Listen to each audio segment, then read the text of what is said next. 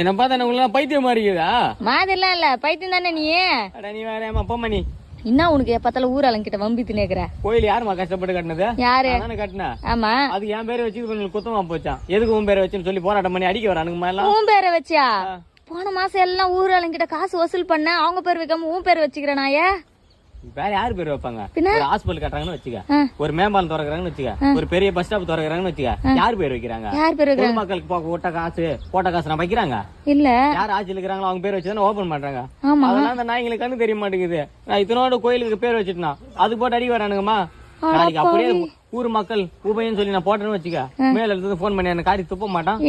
என்னடா புது புது பழக்கத்தை கொண்டு வர அப்படின்னு. ஐயோ, நீ என்னடா தேவையில்லாத வம்புலாம் ஈத்துன்னு வர? ரூம் போட்டு யோசிப்பேனா இதெல்லாம்? கோயில் துறங்கடி, நான் பாத்துறேன். நீ வெளியே போடி, நான் பாத்துறேன்.